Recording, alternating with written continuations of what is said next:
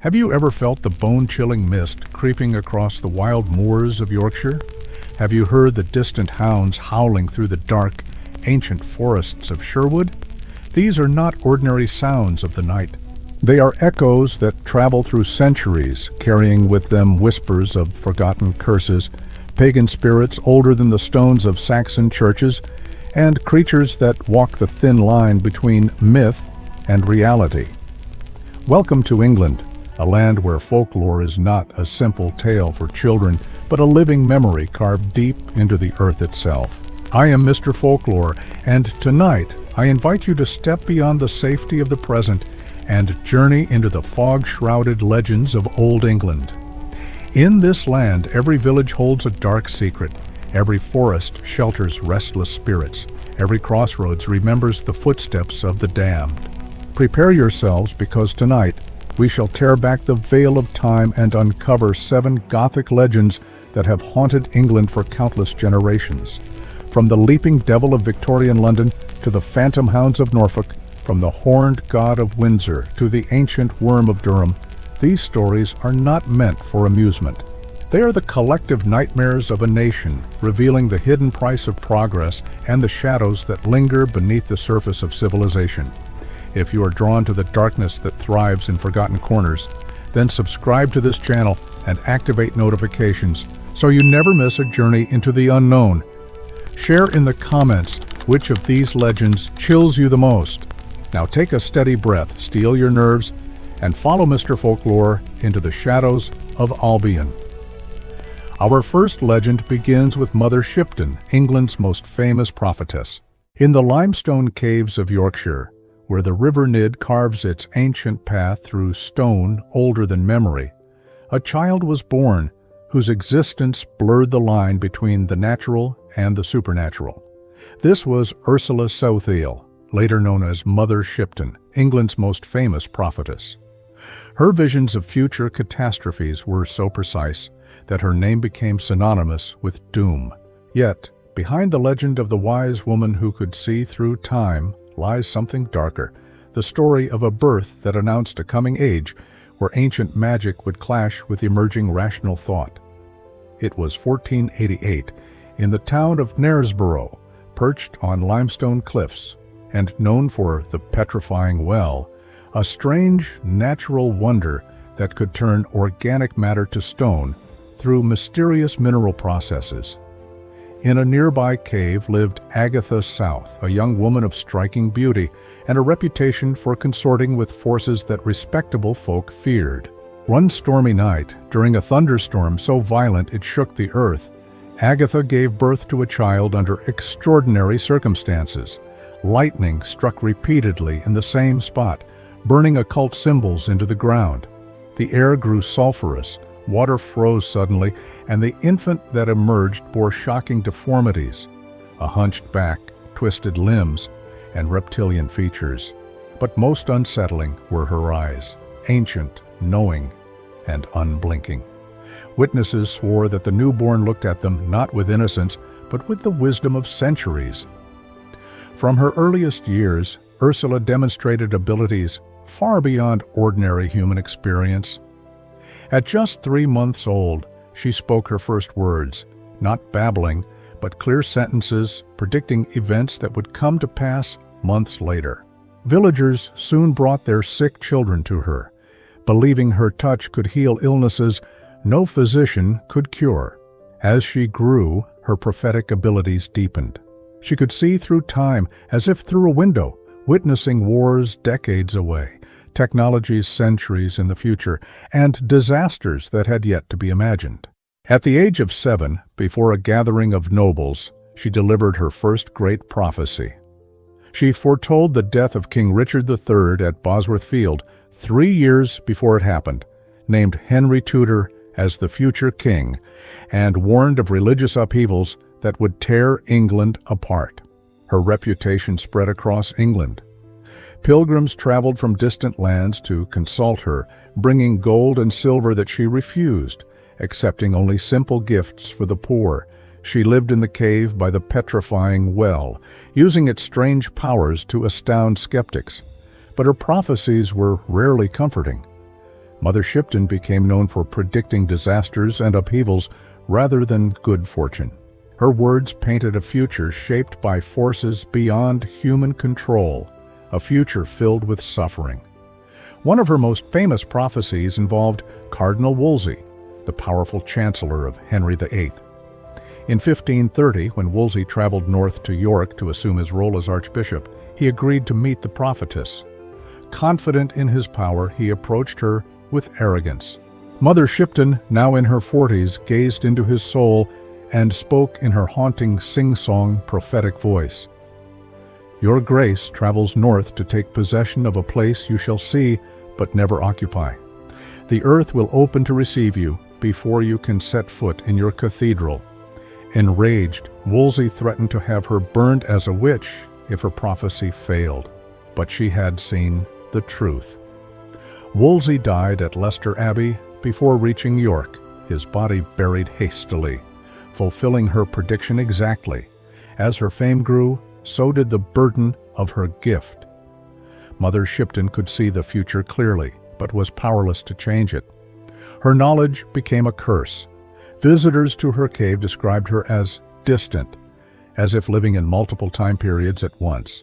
Her later prophecies reached centuries beyond her lifetime.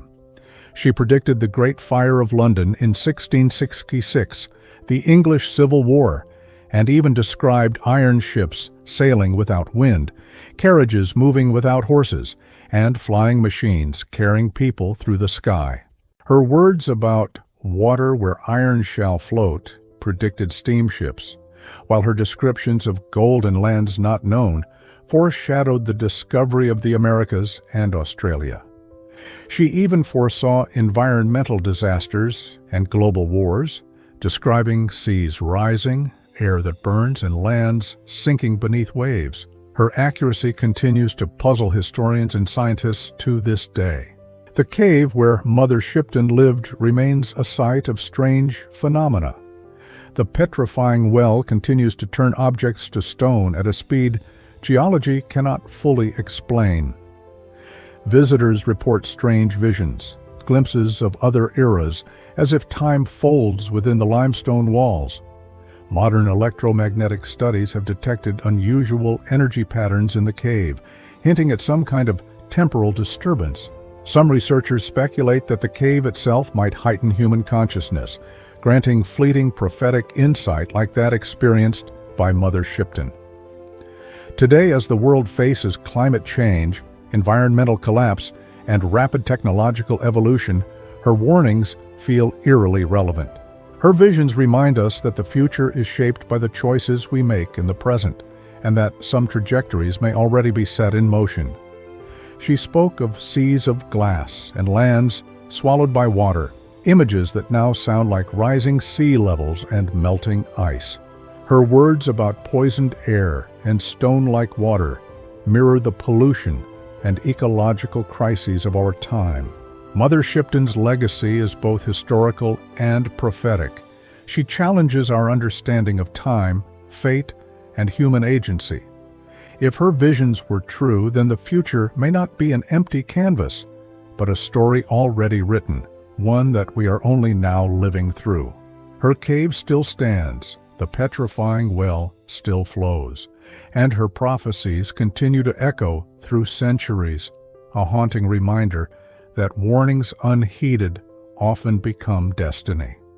In the quiet limestone depths, perhaps the future still whispers, waiting for those with eyes to see and the wisdom to Wayland the Smith, high on the windswept downs of Berkshire, where the white chalk horse of Uffington gallops across the hillside, stands a monument older than any church in England. Beneath the rolling grass lies Wayland's smithy, a Neolithic long barrow that predates Stonehenge itself. This ancient site marks the legendary forge of Wayland the Smith, a divine craftsman whose supernatural skill was matched only by his capacity for terrible vengeance. Here, where the earth remembers the rituals of forgotten peoples and ley lines converge, the boundary between mortal and divine once grew thin. Picture the Berkshire Downs as they existed 5,000 years ago.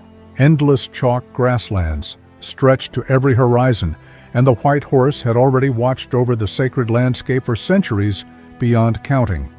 In this world, God still walked among mortals, and those who knew the proper invocations could pass between realms. Wayland appears in legend as a figure of immense contradiction, a divine smith capable of crafting artifacts that reshaped reality itself, yet bound by supernatural laws that allowed clever mortals to enslave him. He possessed the physical perfection of a god and the emotional vulnerabilities of men, a being whose unimaginable power was constantly at war with passionate desires that could ignite catastrophic revenge. Within his forge, built into the ancient burial mound, Wayland worked metals that existed only in the realm of pure possibility. He created swords that could cut through any material, armor that could deflect any weapon, and artifacts so powerful that their bearers became godlike. Yet his greatest creations were not weapons, but works of divine beauty. He forged jewelry that trapped starlight in solid form, instruments whose music could heal mortal wounds or drive listeners into divine madness, and mechanical beings that moved and thought like living creatures. His craft operated on both material and spiritual planes, transforming consciousness itself. The legend that sealed Wayland's name in history begins with King Nidard of Sweden, a ruler whose greed overcame his wisdom when he learned of the divine smith's existence. Obsessed with the thought of owning Wayland's power, Nidard ordered his soldiers to capture the god. They struck while Wayland slept, binding him with chains forged from meteoric iron and blessed by the old priests. These bonds were unbreakable by strength alone, but Wayland submitted willingly, already plotting a vengeance that would echo through generations. The king imprisoned him on an island forge and forced him to create treasures for the crown. For months, Wayland appeared obedient, crafting golden ornaments, swords of eternal sharpness, and crowns that shone with captured sunlight. But in secret, he forged weapons of revenge, tools that existed partially outside time and space, capable of manipulating reality itself. His moment came when Nidard's two sons visited the forge to commission their own enchanted weapons. Wayland welcomed them with false humility, asked them to return alone for the final enchantments, and prepared his vengeance. When the princes returned, Wayland struck with supernatural precision. He killed both without marring their bodies, then transformed their remains into horrific masterpieces. From one prince's skull, he made a drinking cup etched with patterns that told the story of their deaths in chilling detail. From the other's bones, he crafted a musical instrument whose melodies could drive listeners mad or blissful at his will. Their eyes he turned into gemstones, shining like distant stars, but containing their trapped souls. When King Nidard arrived, Wayland presented these gifts with honor. Unaware of their origin, the king praised the artistry, drinking from his son's skull and listening to the music of another's bones. In doing so, he bound himself to a supernatural justice that no mortal could escape. Wayland's revenge deepened through the king's daughter, Birdhild. She often visited the forge, fascinated by the divine craftsman's power. Wayland saw in her both innocence and a perfect instrument of justice. He forged a ring of transcendent beauty and bound her to him through ancient laws older than human civilization. Their union produced a child, Vidger, destined to become a legendary hero and living reminder of the king's crimes.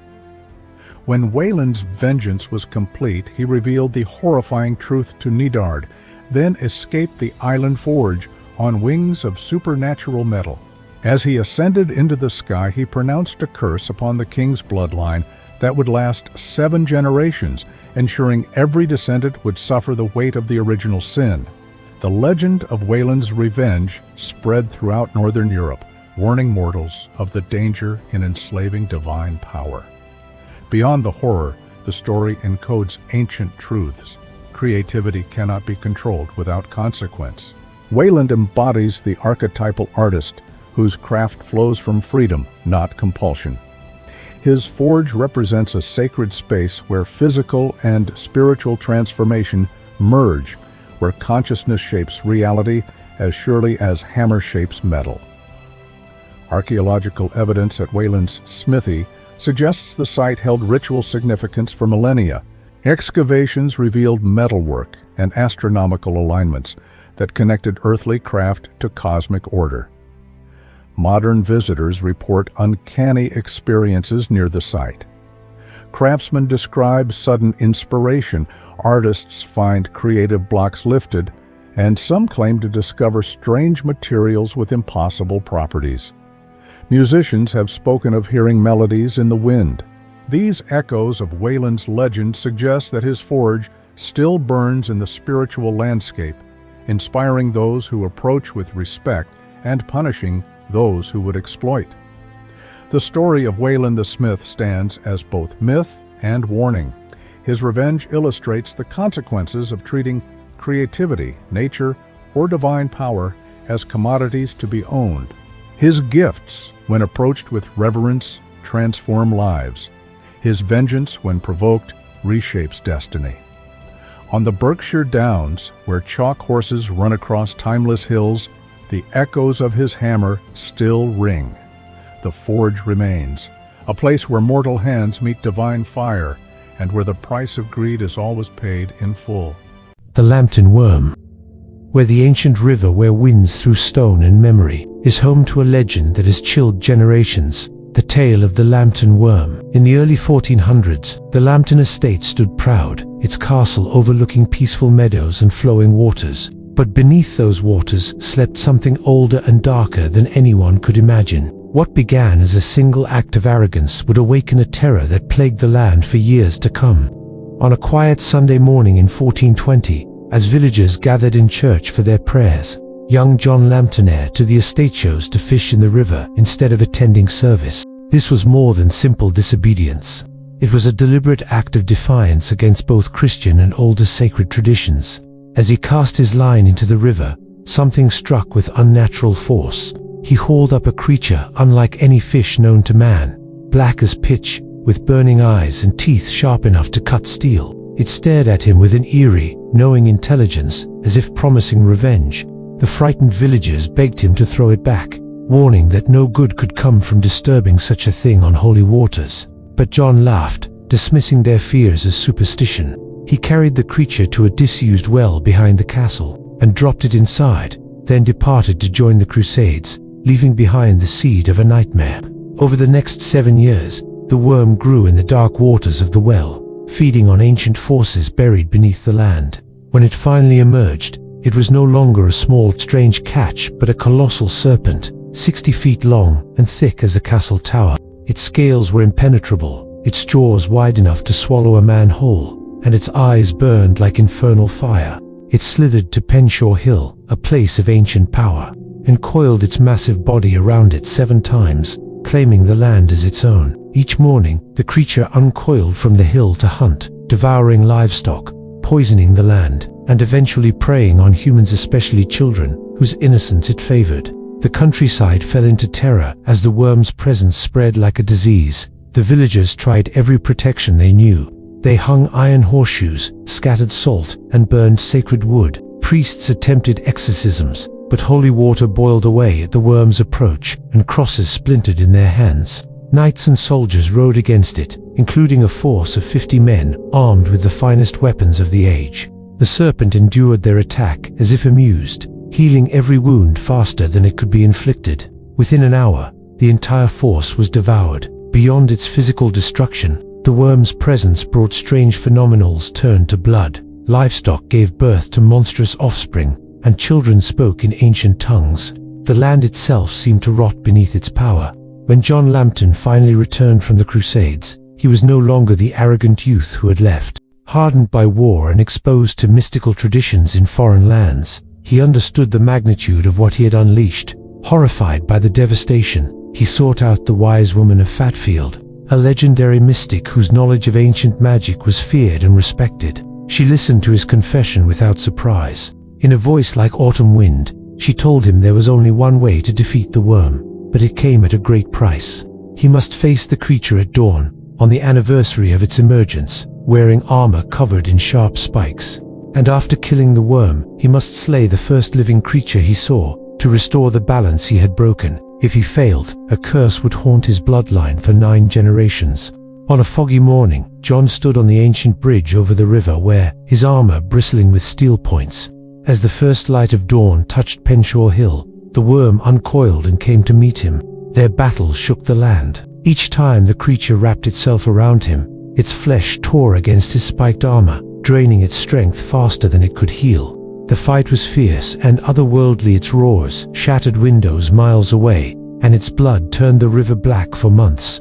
At last, the beast collapsed, dissolving into a foul corruption that stained the stones of the bridge forever. But victory came with tragedy. The first living soul John saw after the battle was his own father, who had rushed from the castle to help him. Bound by the ritual, John struck him down, completing the sacrifice. Though the land was saved, the curse remained. For 9 generations, every Lambton heir met a violent end through war, accidents, or despair. Centuries have passed, but the legend endures. The well where John cast the worm remains sealed. Penshaw Hill bears strange indentations that match the tale. The river still holds unusual discolorations, and scientists have found mutated fish, unnatural minerals, and mysterious subterranean sounds, as if something vast still stirs beneath the earth. Locals whispered that the worm was never truly destroyed, merely sleeping, waiting for the day when humanity's disrespect for nature reaches its peak. Then, they say, it will awaken again. The Lambton worm is more than just a medieval monster story. It is a warning. A single careless act unleashed a force that terrorized a region, demanded blood to be stopped, and left a curse echoing for generations. In an age where humanity tests the limits of nature daily, this story reminds us that what we cast aside in arrogance may one day return, stronger than before. Beneath Penshaw Hill, something ancient waits, coiled in darkness, listening for the moment when the balance is broken again. In the ancient heart of Windsor Forest, where towering oaks older than memory stretch their limbs like the ribbed vaults of some vast living cathedral, something stirs when the sun sinks and the shadows thicken. If you listen closely on a cold autumn night, you might hear a toothy echo of distant horns, the pounding of hooves that do not belong to mortal horses, and the mournful baying of hounds that breathe ice instead of air. This is no ordinary hunt. This is the hunt of Herne the Horned Phantom of Windsor, the forest's eternal guardian, and England's most chilling folkloric figure.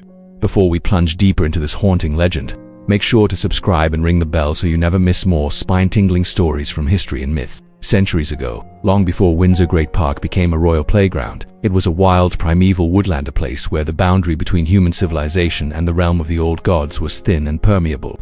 Streams ran cold from ancient springs. Oaks formed natural arches that filtered starlight like stained glass. It was in this world that Herne appeared, a towering figure crowned with the antlers of a stag, his face weathered like bark, his hair tangled with moss and ivy, neither fully man nor beast. He was the forest's consciousness made flesh, a living embodiment of nature's power and its wrath. Legends say that Herne's story began during the reign of Richard II in the late 14th century. At that time, Windsor Forest was the king's private hunting preserve. Among his court was Sir Philip Mowbray, the proud and skilled royal master of hounds. Mowbray was a Norman, a man who saw the English countryside not as sacred, but as territory to dominate. Local foresters warned him to avoid certain groves and ancient places where rituals to older gods still lingered. But he laughed off their warnings as mere peasant superstition. On the Feast of Samhain in 1391, when the veil between worlds thins, Mowbray organized a hunt to prove his supremacy over the forest. His target was a massive white stag, a creature whispered to be sacred, a messenger from the other world. As his hunting party entered deeper into the forest, reality itself began to twist. Familiar paths looped into strange clearings. Streams seemed to flow uphill. Time became meaningless. Finally, they reached a grove of immense oaks, older than any man could remember. And there stood the stag, transformed, its antlers blazing like a crown of living light, its eyes ancient and knowing. When Mowbray raised his crossbow, the stag spoke. Its voice was the sound of wind through ancient leaves. "Norman interloper, do you believe your mettle and arrogance can claim what was sacred before your kind set foot on this island?" But Mowbray, blinded by pride, loosed his bolt. It passed harmlessly through the stag's ethereal body. Laughter filled the grove, a sound like silver bells mixed with winter storms. The stag declared his punishment. Mowbray would become the hunted. His skull split, antlers sprouted from his head, his garments turned to shadow in moonlight. Before his horrified companions, Mowbray was transformed into Herne the Hunter, an eternal warden bound to roam the forest. Neither alive nor dead, guardian and executioner of nature's laws. Within months, foresters began reporting strange phenomena, echoing horns at night, hoofprints burned into the earth, and ghostly hounds with eyes like embers. Even King Richard II himself claimed to encounter Herne on a midnight ride in 1394. The phantom hunter emerged from the mist, his antlered head towering. Plantagenet, he warned, rule justly or join my eternal hunt. Unlike Mowbray, Richard listened. He pledged to protect the sacred groves and passed laws preserving parts of the forest. Herne let him pass unharmed, but the warning was clear. The forest remembers rulers who fail their duty. Through the centuries, Herne's spectral hunts echoed at pivotal moments in English history. He was sighted before the Battle of Agincourt, his pack howling like a dark omen of the bloodshed to come. During the English Civil War, both royalists and parliamentarians claimed to see him, his judgment falling not on sides but on those who violated the land and the common folk. Even King Charles I, walking Windsor's grounds before his execution, is said to have encountered Herne. The horned figure told him, "Royal blood means nothing to powers older than your crown." When the axe fell, witnesses swore they heard Herne's horns echoing from the forest. In Victorian times, as trains and factories spread like iron vines across the landscape, Herne's appearances became more furious. Railway workers spoke of a horned figure blocking the tracks, with spectral hounds streaming past. Engines stalled mysteriously near ancient groves. Tracks warped overnight, halting progress that threatened sacred sites. Herne had become more than a folkloric ghost. He was a supernatural activist, defending the last bastions of wild England against the relentless march of industry. In modern times, his legend continues to evolve. Environmental activists protesting deforestation near Windsor report glimpses of antlers in the dark. Machinery inexplicably malfunctions during logging attempts. Urban explorers who wander Windsor's hidden corners at night describe hearing horns and footsteps just behind them, only to turn and find the paths empty. Many dismiss these as tricks of the imagination, but those who've experienced it say the encounter changes them forever. They emerge with a heightened sensitivity to the natural world. Some even dedicate their lives to conservation, as if Herne awakened something ancient and vital within them. Herne the Hunter is more than just a ghost story. He is a living metaphor for humanity's fractured relationship with nature. His eternal chase represents the guilt and the reckoning that follow when we treat the earth as property instead of a community to which we belong. Across cultures, similar horned gods appear. Cernunnos of the Celts, Pan of the Greeks, the Green Man of medieval carvings, all reflect the same archetype, the guardian of the wild. Archaeological finds in Windsor, including antler deposits and ancient stone circles, suggest that rituals to a horned forest god long predated Christianity. Herne is not just myth, he may be the folk memory of something real, a presence older than kingdoms and churches. As climate change intensifies, sightings of Herne seem to mirror our planet's environmental stress. Rangers claim to sense him during wildfires. Tree planters speak of antlers glimpsed between saplings, as though he now guides restoration as much as he once enforced vengeance. The legend is both a warning and an invitation, a warning that exploiting nature comes at a cost that transcends time, and an invitation to remember that wildness still lives all around us, waiting for us to listen. So the next time you walk a quiet woodland path, especially under Windsor's ancient boughs, just listen. You might hear hoofbeats where no horses tread. You might glimpse a shadow crowned in antlers, and if you do, remember Herne's hunt continues. Not for sport, not for game, but for a justice older than civilization itself. Thank you for joining me on this journey into myth and history. If you enjoyed this story, please give this video a like and hit that subscribe button. We'll see you next time. From the wild marshlands of Norfolk to the windswept shores of Suffolk, there echoes a legend so chilling that even the bravest hesitate to speak its name after dark. This is the tale of Black Shuck, the phantom hound of East Anglia, whose blazing eyes pierce the night like twin embers torn from hell's furnace. To glimpse him is to invite doom, for his presence has long been seen as a sign of death and judgment. But this is no ordinary ghost story. What walks the lonely fen paths is something far older, a creature born of ancient beliefs, stalking a land where the veil between life and death is dangerously thin. Picture the flat, misty landscape of East Anglia, reed-choked marshes, black pools of still water, and medieval churches rising like sentinels against the encroaching dark. In this haunted terrain, for over 1,000 years, stories of Black Shuck have been whispered by travelers and villagers alike. He is no simple apparition, but a supernatural guardian, a warning to those who stray across boundaries better left undisturbed. Shuck is described as a hound of impossible size, sometimes merely as large as a mastiff, sometimes towering like a horse. His fur is so pitch black that it seems to devour any glimmer of light. His eyes blaze like burning coals, sometimes red, sometimes an eerie green depending on the witness's fate and the moon's gaze. Some say he bears a single cyclopean eye set in the center of his forehead. Others swear he has two eyes that can look into the very soul, weighing a person's deeds as if before an otherworldly court. The hound's presence is announced by a howl unlike any earthly creature. It rolls across the flat countryside for miles, a sound so mournful and terrifying that it's said to drive strong men to madness and cause expectant mothers to miscarry from sheer dread. His steps leave scorched prints on the earth, and even on warm nights, steam pours from his jaws like winter fog. The most infamous encounter with this spectral beast took place on August 4, 1577, during a storm that raged over Suffolk with unnatural ferocity. In the village of Bungay, terrified parishioners huddled inside St. Mary's Church as lightning tore the sky and the bells rang out without human hands. Suddenly, the heavy oak doors burst open. No wind could have moved them. Through the smoke and rain padded Black Shuck, massive, wreathed in sulphurous mist, eyes blazing with infernal fire. He moved silently down the aisle, his claws tapping the ancient stone floor like cracking bones. Near the altar knelt two men. One, Thomas Rabbit, a kindly farmer known for his generosity. The other, William Dowsing, a merchant whose reputation was stained with whispers of deceit. Shuck's gaze fell upon them. To Rabbit, he gave a single tilt of the head, then passed by without harm. But when his fiery eyes met Dowsing's, terror seized the man. He tried to flee, but with one burning swipe, the hound struck him down. Witnesses said his body blackened as if lightning had struck him on the spot. A nearby boy, Geoffrey Flint, brushed against the hound as it passed. He survived, but his hair turned white that very day, and his left hand remained shriveled and blackened until his death decades later.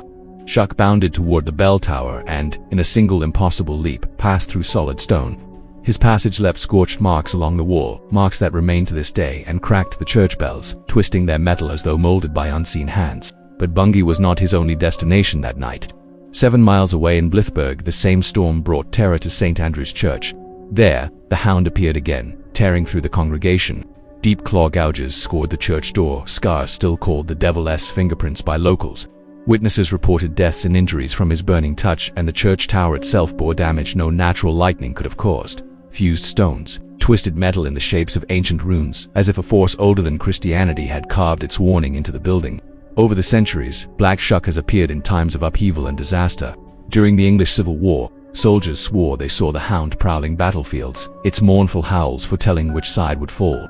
Along the Norfolk coast, fishermen reported sightings that preceded catastrophic storms. Even during World War II, RAF pilots on dangerous missions claimed to see a massive black dog running alongside their aircraft through the clouds. Some believed his appearance was a shield, a sign of protection. Others who saw him faltered, and their planes never returned. Those who encounter Black Shuck often describe more than just fear. They speak of a permanent shift, as if the encounter tears open the fabric of reality, letting them glimpse a world where death and destiny walk beside us. Some survivors develop a strange sensitivity to approaching tragedy, a gift that feels more like a curse. They become unwilling prophets of misfortune. Modern explanations abound. Some scholars argue that medieval sightings may have been of large stray dogs or wolves. Others suggest rare weather phenomena like ball lightning created the illusion of a spectral hound.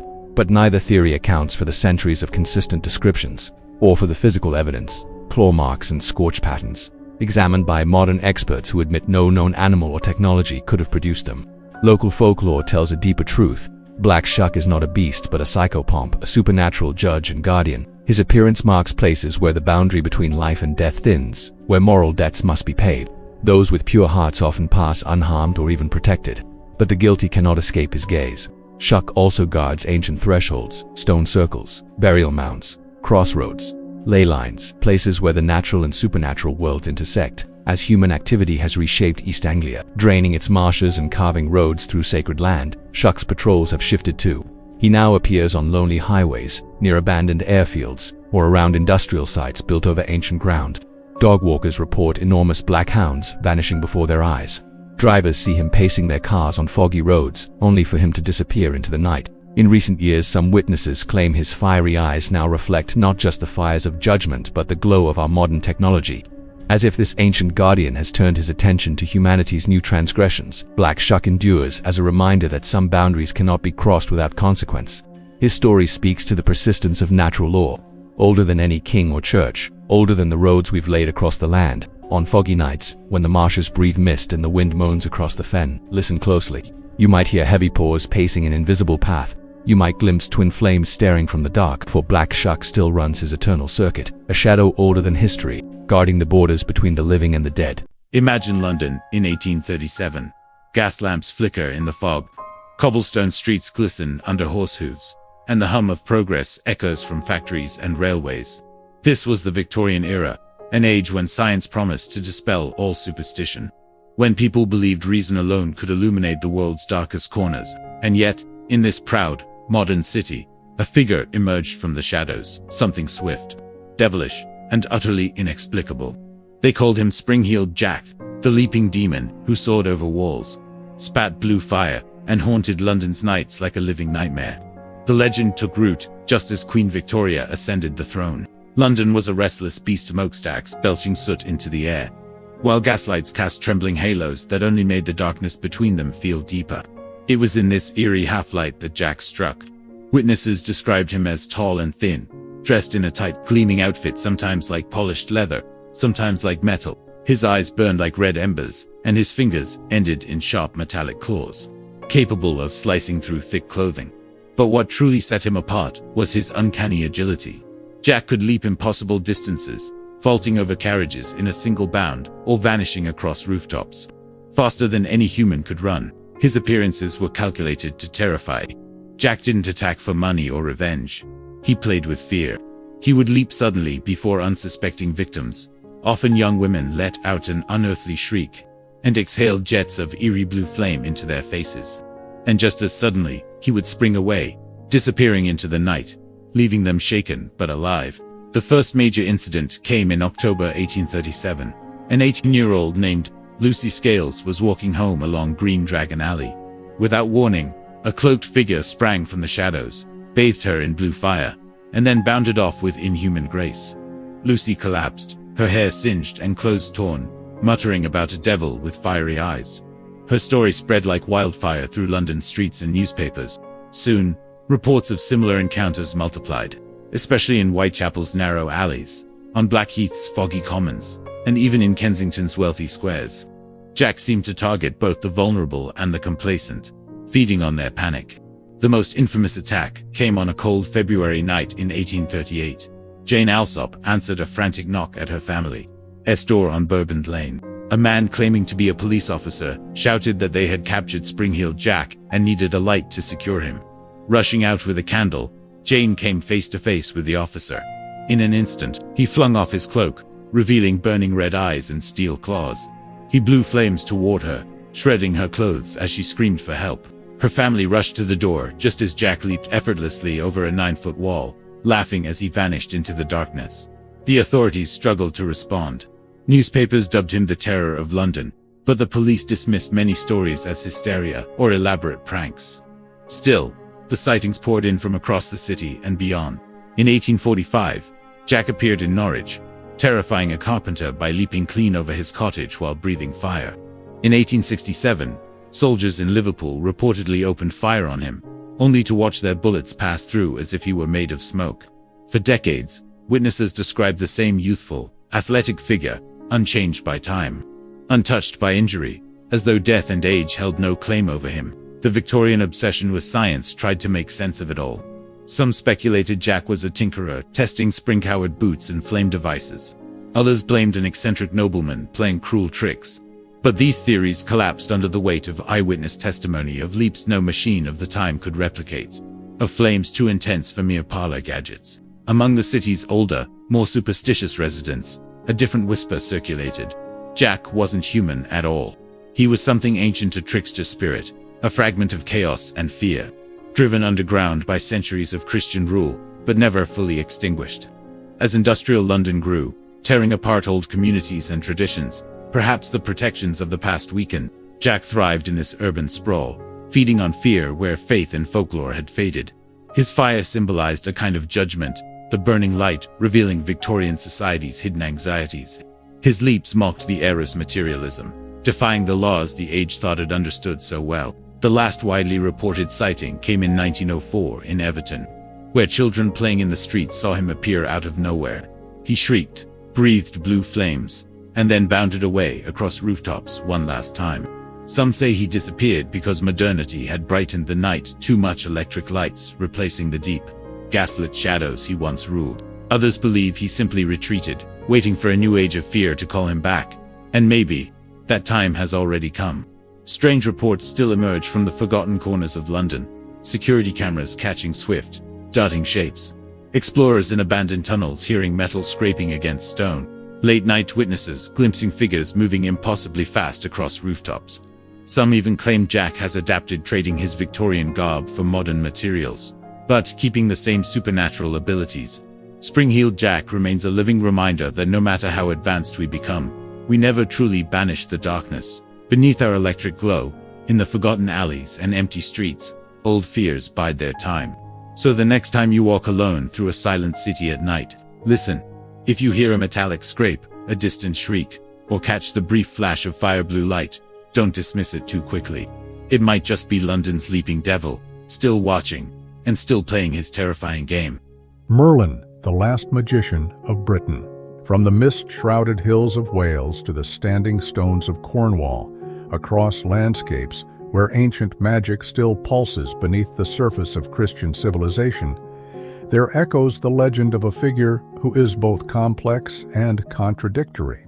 Merlin, the enchanter and prophet, the advisor to kings and the wizard of Camelot, stands as one of the most enduring and mysterious characters in British folklore. Behind the familiar tales of Arthur's wise mentor lies a darker, deeper story. It is the story of a being caught between two worlds, bridging the dying age of magic and the rising age of human ambition. Picture Britain in the 6th century. The Roman legions have withdrawn, but their roads still stretch through wild forests where powers older than Caesar's empire continue to hold sway. In this landscape, balanced between the memory of Rome and the darkness of the Middle Ages, the last practitioners of ancient wisdom struggle to preserve their knowledge. It is here that Merlin emerges. According to legend, he is not simply born, but manifested as the child of a mortal woman and a supernatural intelligence. His mother, Carathan of Etched, is famed throughout Wales for her beauty and her refusal to abandon the old ways. Her child is conceived during a ritual communion with forces that predate humanity itself. From the moment of his birth, Merlin is unlike any other. His appearance is that of great age, his eyes reflect knowledge that seems to stretch back through geological ages, and he speaks in full sentences that predict events centuries into the future. Merlin's education does not occur in earthly classrooms, but in the stone circles of ancient Britain. These places, aligned with cosmic energies, become his schools. There he learns to perceive time as a navigable dimension rather than a linear path. His magic is not based on tricks or charms, but on understanding the hidden mathematical patterns that govern reality itself. He can command the elements through knowledge, not force. He can reshape the rules of nature for a brief moment, making the impossible real. Most remarkably, he can read the probability streams of the future, guiding events through subtle interventions at key moments in history. Merlin first steps into recorded history during the reign of King Vortigern. The king attempts to build a fortress on Mount Snowdon, but each night the walls collapse. His magicians advise that a child without a mortal father must be sacrificed to steady the foundation. Merlin is brought forward for execution, but instead of begging for his life, he reveals the truth. Beneath the mountain lies an underground lake where two dragons, one red and one white, battle endlessly. The red dragon symbolizes the native Celtic people and their ancient powers.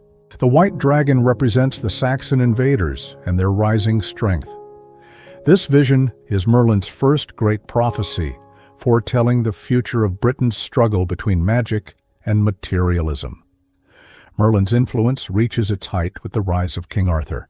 He guides Arthur's conception through magical means, shaping the destiny of a ruler who will blend royal blood with supernatural purpose. Merlin designs Camelot not merely as a palace, but as a sacred space. The Round Table itself is built according to ancient geometric principles, focusing magical energy to maintain justice and harmony across Arthur's realm.